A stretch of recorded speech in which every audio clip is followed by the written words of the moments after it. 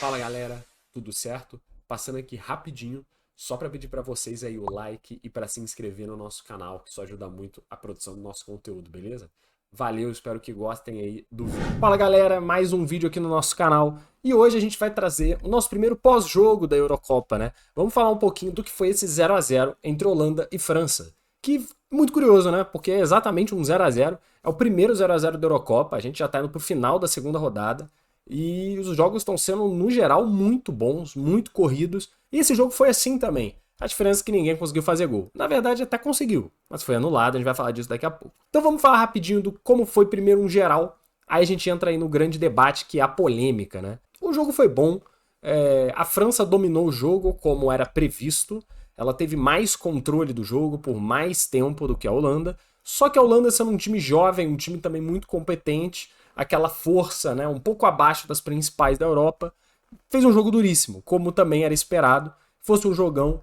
Não conseguiu criar tanto volume contra a França, mas fez seu jogo, fez um bom jogo também. No final das contas foi um jogo muito corrido, a gente teve grandes chances, então o Griezmann teve duas chances de gol bem claras até, uma que ele recebeu do Rabiot e acabou furando a bola, né, ele provavelmente faria o gol, mas enfim.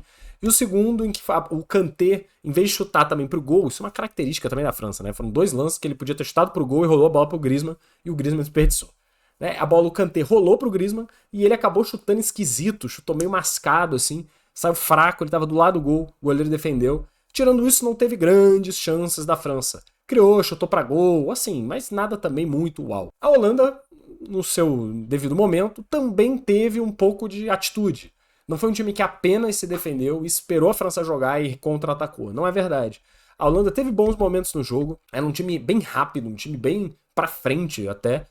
Conseguiu criar algumas chances. O goleiro da França, o Maignan, ele fez uma excelente partida, ele fez umas 2 ou 3 defesas que não é qualquer goleiro que faz e que salvaram a França com certeza. E a gente teve o grande lance da partida, né? Que foi a polêmica em torno do gol da Holanda, o gol do Xavi Simons, que foi anulado por interferência de um outro jogador em impedimento. Esse aí um grande resumo do jogo. Além disso, não teve tanta coisa assim para se falar. Só que o Mbappé não jogou. Né? O Mbappé que fraturou o nariz, né? Ele quebrou o nariz na primeira partida, quando cabeceou o ombro do colega de trabalho. O nariz dele realmente ficou todo torto. Nossa, uma cena bem complicada, sangrou muito. Ele teve que operar e estava usando máscara nos treinamentos da França. Ele já voltou a treinar, só que foi poupado do jogo de hoje, muito porque a França também não precisava ganhar da Holanda, né?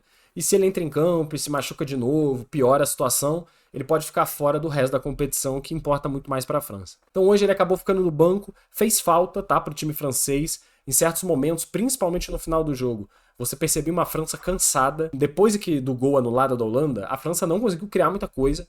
Você via uma sensação mesmo, não é bem de abatimento, mas de cansaço físico, e a Holanda dominou muito mais o fim do jogo e estava mais próxima de conseguir a vitória.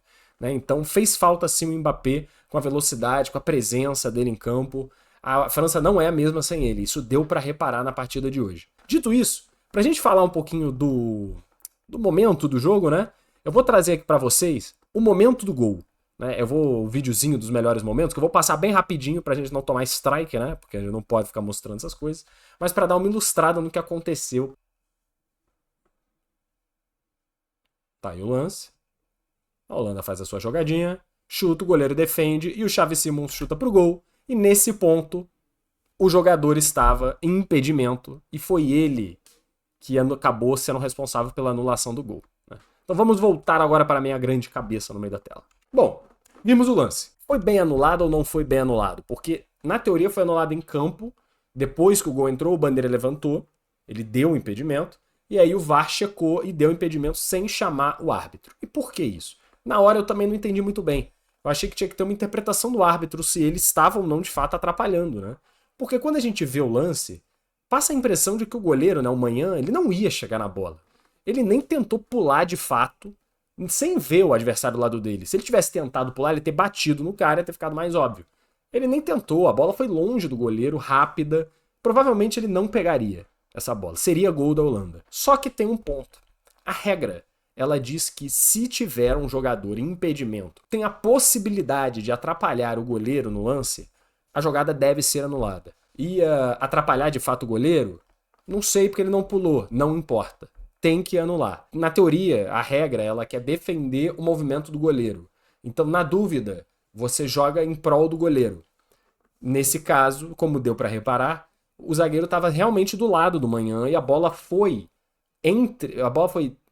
o atacante ficou entre a bola e o goleiro. Então, de alguma forma, ele atrapalhou. Provavelmente o goleiro não chegaria lá, mas ele poderia chegar mais perto, talvez. Então, como você não consegue dizer se foi decisivo ou não, você joga pelo goleiro, você anula o gol. Essa é a regra. E muito provavelmente por isso o VAR não chamou o juiz. Primeiro ele traçou a linha, viu, beleza, ele está impedido, que era óbvio. Depois disso ele foi julgar. Ele realmente estava atrapalhando o goleiro? Eles devem ter debatido, porque até demorou um pouco, e devem ter chegado à conclusão de que, cara, ele ali ficou nessa situação de possivelmente atrapalhar, tá escrito na regra, não precisa chamar o juiz. Porque é factual.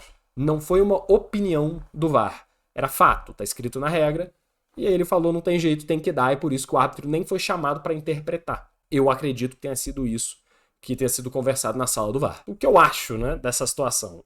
Eu acho uma desgraça, sendo bem sincero. Eu sou contra essa regra. Tinha que ter um nível de interpretação em lances assim, se de fato o jogador atrapalhou ou não o goleiro. Porque existem lances que fica claro e óbvio que de fato o jogador atrapalhou. O goleiro não viu a bola, ele de fato bateu no goleiro, o goleiro não conseguiu fazer o movimento e a bola não entrou tão longe. Quem tá vendo o jogo consegue perceber isso. Esse era um caso que não é assim, né? Tipo, o goleiro não, tipo, pô, beleza, ele não queria de fato pegar, a bola já tinha passado. E ele fica, pô, me atrapalhou aqui, hein? Meio que tentando ganhar no grito pra não tomar o gol. E foi isso que aconteceu, porque a regra é fria. Eu não acho que a regra deveria ser fria desse tipo de coisa, sabe? É que nem a regra da bola da mão. A bola na mão, na teoria, é uma regra fria. Só que, na verdade, os juízes, eles interpretam. Às vezes a bola bate na mão, o cara fala que aqui, né, vamos supor, a bola bateu na minha mão aqui.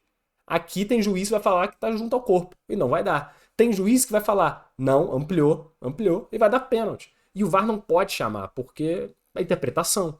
Só que na teoria a regra não é interpretativa. E eu acho que esse tipo de lance, de atrapalhar o goleiro, deveria ser interpretativo. Para o juiz poder analisar frame, ver, me dá a câmera de trás, me dá a câmera de frente, câmera de lado. De fato ele não atrapalhou nesse lance, ele só estava ali. Não tinha nem como ele sair dali, ele estava ali. E por causa disso, a Holanda acabou empatando com a França e isso pode fazer diferença, viu? No final acho que não vai, porque ambos vão se classificar, mas em algum cenário específico isso pode ser a diferença entre uma eliminação e uma classificação. E aí vai gerar uma grande polêmica, é óbvio. Foi esse o jogo, basicamente, essa é a minha análise da partida e principalmente da polêmica que cercou a partida. Grande jogo, bom jogo. Primeiro 0-0, infelizmente. Só que são duas seleções que com certeza vão continuar na competição, a gente vai ver mais, inclusive aqui no canal, muito provavelmente. É isso, rapaziada, espero que vocês tenham gostado do vídeo. Agradeço muito, deixem aí o seu like, não esqueçam, comentem que a gente sempre olha. E até o próximo vídeo.